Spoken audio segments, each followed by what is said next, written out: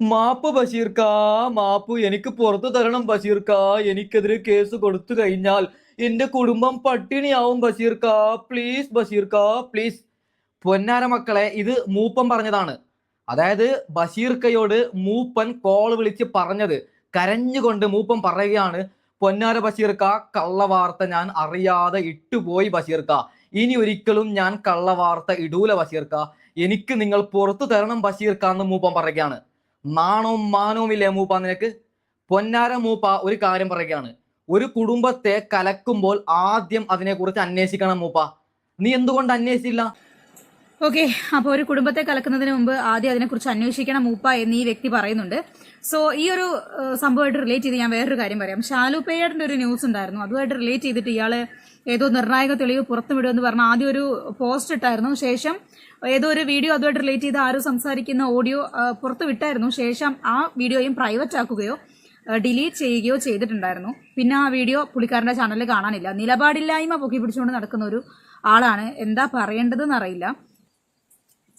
കുടുംബം കലക്കുമ്പോൾ ആദ്യം അതിനെക്കുറിച്ച് അന്വേഷിക്കണം എന്നാണ് ഈ സഹോദരൻ പറയുന്നത്. അപ്പൊ നമുക്ക് അതിനുള്ളൊരു തീരുമാനം ഉണ്ടാക്കി കൊടുക്കാം, വെയിറ്റ് ചെയ്യാം.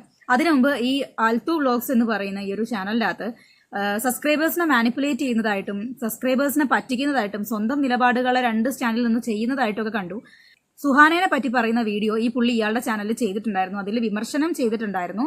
അപ്പൊ ആ വീഡിയോ പ്രൈവറ്റ് ആക്കി വെച്ചതിന് ശേഷമാണ് ഇവര് ബഷീർ കേസ് കൊടുത്ത ആളുകൾക്ക് എഗെയിൻസ്റ്റ് ആയിട്ട് വീഡിയോ ഇടാൻ തുടങ്ങിയിട്ടുള്ളത്. സോ അതിന്റെ ഉദ്ദേശ ലക്ഷ്യം എന്താണെന്ന് വെച്ച് കഴിഞ്ഞാൽ, പുള്ളിക്കാരന്റെ വീഡിയോ പ്രൈവറ്റ് ആക്കിയതിനു ശേഷം ബഷീർ കേസ് കൊടുത്ത ഷെഫീന ബീവി, അതുൽ വ്ലോഗ്സ്, കൈസ്, മൂപ്പൻ ഇവരുടെ ഹേറ്റേഴ്സിന്റെ റീച്ച് പിടിക്കാനുള്ള ഒരു തരം താഴ്ന്ന പരിപാടിയാണ് ഇപ്പൊ കാണിച്ചിട്ടുള്ളത് എന്നുള്ളത് വ്യക്തമായിട്ട് ഞാൻ നിങ്ങൾക്ക് മനസ്സിലാക്കി തരാം. അതിനു മുമ്പ് ആ വീഡിയോ കാണാത്ത ആൾക്കാരാണെങ്കിൽ ചാനലിൽ കിടപ്പുണ്ട്, പോയി നോക്കുക. കാണാനായിട്ട് ഞാൻ ഈ വീഡിയോന്റെ താഴെ പിൻ ചെയ്ത് വെക്കാം. ഇതാണ് ആ വീഡിയോന്റെ തംബ്നെയിൽ. ഓക്കെ, അപ്പൊ നമുക്ക് ബാക്കി ഭാഗം കൂടെ ഒന്ന് കേൾക്കാട്ടോ, എന്നിട്ട് നിങ്ങൾക്ക് ഒന്ന് തീരുമാനമാക്കി കൊടുക്കാം. അതായത് മൂപ്പൻ ബഷീർക്കയോട് പറഞ്ഞത്, ബഷീർക്ക ഞാൻ അറിയാതെ കൈസിന്റെ വീഡിയോ കണ്ടിട്ട് ഇട്ടതാണ്, കൈസിന്റെ വീഡിയോ കണ്ടിട്ടില്ലെങ്കിൽ അതുലിന്റെ വീഡിയോ കണ്ടിട്ട് ഞാൻ ഇട്ടത് എന്ന് ബഷീർക്കയോട് പറയുകയാണ് ഈ മൂപ്പൻ. പൊന്നാര മൂപ്പ, നീ അറിഞ്ഞ് തന്നെയാണ് ഇട്ടത്. അതായത് കേസ് ബഷീർക്ക കളിച്ചു കഴിഞ്ഞാൽ, അതായത് കളിക്കുന്നത് ബഷീർക്കയല്ലേ, രേണുസുതി ഒന്നുമല്ല. അപ്പോ എനിക്ക് താങ്ങാൻ പറ്റൂല എന്ന് മൂപ്പൻ മനസ്സിലായതോടെ മൂപ്പൻ എന്ത് ചെയ്യുന്നു, അറിയാതെ ഞാൻ വീഡിയോ ഇട്ടതാണ് ബഷീർക്ക, സോറിയാണ്, എനിക്ക് മാപ്പ് തരണമെന്ന് കരഞ്ഞുകൊണ്ട് ബഷീർക്കയോട് പറയുകയാണ്. ഇത് ബഷീറിനെ പൊക്കി പറയാണ്. കാരണം സ്വന്തം തെറ്റുകുറ്റങ്ങൾ മറച്ചു വെച്ച് ബഷീറിനെ പൊക്കി പിടിച്ച് ബാക്കിയുള്ളവരെ താറടിക്കുന്ന ഒരു നാറിയ പരിപാടി, അങ്ങനെ വേണം പറയാൻ. അപ്പോ ബഷീർക്ക ഒരു 50 വട്ടം മാപ്പ് മാപ്പ് മാപ്പ് എന്ന് പറയുമ്പോൾ സോറി കൊടുക്കുകയാണ്. അതിന്റെ ഓഡിയോ ക്ലിപ്പ് ഉണ്ട്, അതായത് ബഷീർക്കയും മൂപ്പനും സംസാരിക്കുന്ന കുറച്ച് ഓഡിയോ ക്ലിപ്പ് ഉണ്ട്. അത് ഞാൻ ഇപ്പോൾ വെച്ച് തരാം. കുറച്ച് കാര്യങ്ങൾ മൂപ്പനോട് എനിക്ക് പറയാനുണ്ട്, അതിനുശേഷം ഞാൻ വെച്ച് തരാം. ഓക്കെ, അതായത് പാവം ബഷീർക്ക കുറെ കട്ട് ചെയ്തിട്ട് നല്ല കാര്യങ്ങൾ സംസാരിക്കുന്നത് മാത്രമാണ് പുറത്തുവിട്ടത്. ആദ്യം മൂപ്പൻ, പൊന്നു ബഷീർക്ക, സോറി ബഷീർക്ക, പറ്റിപ്പോയി, ഇനി ഒരിക്കലും ഞാൻ കുടുംബം കലക്കൂല എന്ന് പറഞ്ഞതാണ്.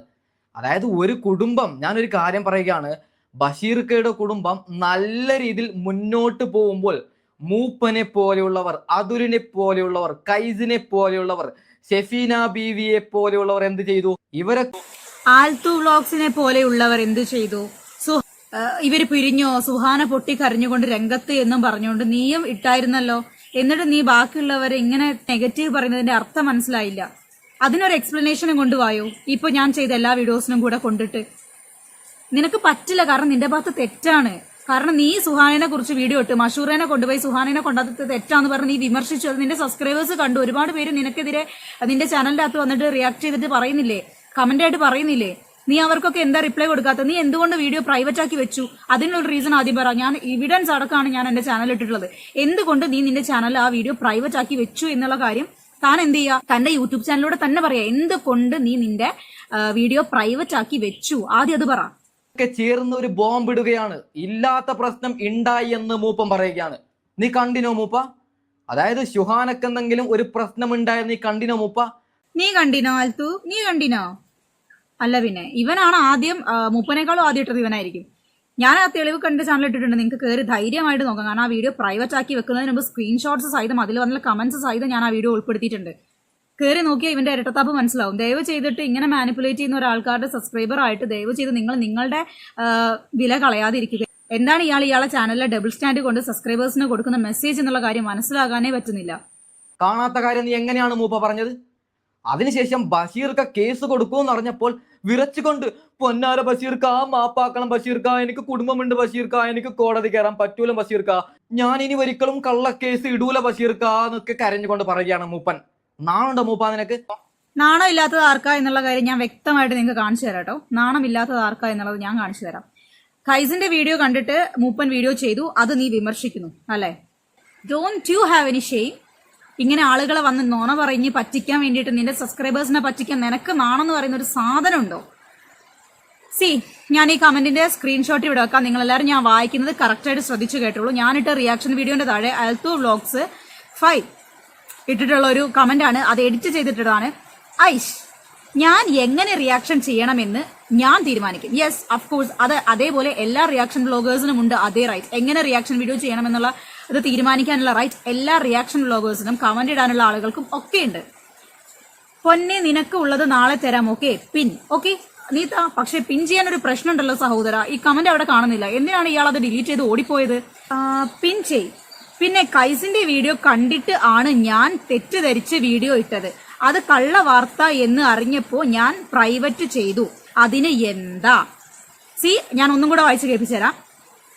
കൈസിന്റെ വീഡിയോ കണ്ടിട്ട് ആണ് ഞാൻ തെറ്റിദ്ധരിച്ച് വീഡിയോ ഇട്ടത്. കൈസിന്റെ വീഡിയോ കണ്ടിട്ടാണ് നീ വീഡിയോ ഇട്ടത്, നീ സമ്മതിച്ചു. പിന്നെ നിനക്ക് എന്ത് അർഹതയാണുള്ളത് ഇവരെ റിയാക്ട് ചെയ്യാൻ?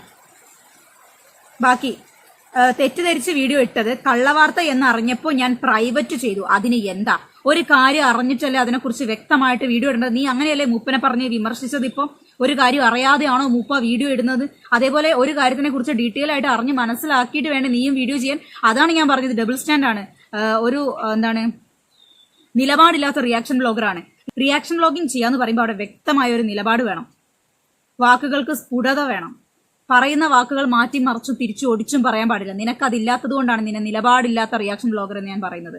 ഞാൻ അതിന്റെ താഴെ അവന് റിപ്ലൈ കൊടുത്തു, ബാക്കിയുള്ളവർക്ക് അത് തീരുമാനിക്കാനുള്ള റൈറ്റ് ഇല്ലേ? നിലപാടില്ലായ്മ ഡബിൾ സ്റ്റാൻഡ് വീഡിയോ പ്രൈവറ്റ് ആക്കി വെച്ചിട്ട് ഡയലോഗ് അടിക്കല മോനെ എന്ന് പറഞ്ഞു. അപ്പം പുള്ളി എനിക്ക് തിരിച്ചിട്ട് ഇതാണ് മറുപടിയാണ്, അതെയോ ചക്കരെ, അതെയല്ലോ ചക്കരെ. ഇപ്പൊ കണ്ടില്ലേ ഇയാളുടെ തനിനിറം കണ്ടില്ലേ? കൈസിന്റെ വീഡിയോ കണ്ടിട്ട് അതെന്താ ഏതാ എന്ന് പോലും അറിയാതെയാണ് ഈ പുള്ളിക്കാരൻ എന്ത് ചെയ്തിട്ട് റിയാക്ഷൻ വീഡിയോ ചെയ്തിട്ടുള്ളത്. ശേഷം ബഷീർ എല്ലാവർക്കും കേസ് കൊടുക്കാൻ തുടങ്ങിയത് കണ്ട സമയത്ത് പുള്ളിന്റെ വീഡിയോ പ്രൈവറ്റ് ആക്കി വെച്ച് കൈസിനെ, മൂപ്പനെ, അതുലിനെ, വിവിനെ, ഷഫീന ബീവിനെ എല്ലാവരും കിടന്ന് ഇങ്ങനെ വിമർശിച്ചുകൊണ്ടേ ഇരിക്കുകയാണ്. ഇത് കണ്ടിട്ട് നിങ്ങൾ പറയും, ഈ പയ്യൻ എന്ത് അധികാരം, എന്ത് റൈറ്റ് ആണ് ഇവരെ വിമർശിക്കാനുള്ളത്? ഇങ്ങനെയുള്ള റിയാക്ഷൻ വ്ലോഗേഴ്സ് ഒക്കെ സബ്സ്ക്രൈബേഴ്സിനും വ്യൂവേഴ്സിനും എന്താണ് കൊടുക്കുന്നത്? വളരെ കോമഡി ആയിട്ടുണ്ട്. നിലപാടില്ലാത്ത ഒരു റിയാക്ഷൻ വ്ലോഗർ എന്ന് നമുക്ക് അക്ഷരം തെറ്റാതെ പറയാൻ വേണ്ടി പറ്റും. സത്യം പറഞ്ഞു കഴിഞ്ഞാൽ അവന് ധൈര്യം ഉണ്ടായിരുന്നു എന്നുണ്ടെങ്കിൽ അവൻ ആ വീഡിയോ പ്രൈവറ്റ് ചെയ്യില്ലായിരുന്നു. പക്ഷെ എന്ത് ചെയ്യാൻ പറ്റും, ആസ് എ റിയാക്ഷൻ ബ്ലോഗർ അയാൾ ഭയങ്കര ധൈര്യമില്ലാത്ത ഒരാളാണ്, നിലപാടില്ലാത്ത ഒരാളാണ്, ഡബിൾ സ്റ്റാൻഡ് ഉള്ള ഒരാളാണ്. അതായത് ഇപ്പൊ നിലവിൽ ഇയാൾ വിമർശിച്ചുകൊണ്ടിരിക്കുന്ന ആളുകളുടെ ഹേറ്റേഴ്സിനെ ഫാൻസ് ആക്കാനുള്ള ഒരു ചെറിയ കുത്തിത്തിരി പരിപാടി മാത്രമാണ് എന്ന് പറയുന്നു. എനിക്ക് എന്തെങ്കിലും നെഗറ്റീവ്സോ കാര്യങ്ങളോ വന്നു കഴിഞ്ഞാൽ ഞാൻ അപ്പം സ്ക്രീൻഷോട്ട്സ്, സ്ക്രീൻ റെക്കോർഡ്സ്, വീഡിയോസ് കാര്യങ്ങളെല്ലാം ഡൗൺലോഡ് ചെയ്ത് അത് ഞാൻ വെക്കും. കാരണം എനിക്ക് നാളെ മറ്റന്നാൾ അത് ആവശ്യമുണ്ടാകും എന്നുള്ള ധാരണ എനിക്ക് വ്യക്തമായിട്ടുണ്ട്. സോ ഞാനത് എപ്പോഴും കൈവശം വെക്കാറുള്ള ഒരു കാര്യമാണ്. എന്റെ നിലപാടിനോ വാക്കുകൾക്കോ എതിരായിട്ടുള്ള എന്തെങ്കിലും കാര്യങ്ങളാണ് ഞാൻ ഒരാൾക്ക് വാക്ക് കൊടുത്തിട്ടുണ്ടെങ്കിൽ ആ വാക്ക് തെറ്റിക്കുന്ന തരത്തിൽ ഞാൻ ഇന്നേ വരെ ബിഹേവ് ചെയ്തിട്ടില്ല, ചെയ്യത്തുമില്ല. അപ്പോൾ ഇന്നത്തെ ഈ ഒരു നിലപാടില്ലായ്മ റിവീൽ ചെയ്യണമെന്ന് എനിക്ക് തോന്നി, ഞാൻ അതുകൊണ്ട് റിവീൽ ചെയ്തു. അപ്പോൾ വീഡിയോ ഇഷ്ടപ്പെട്ടാൽ സബ്സ്ക്രൈബ് ചെയ്യുക, ലൈക്ക് ചെയ്യുക, ഷെയർ ചെയ്യുക. ആ വീഡിയോ മറക്കാതെ കാണുക.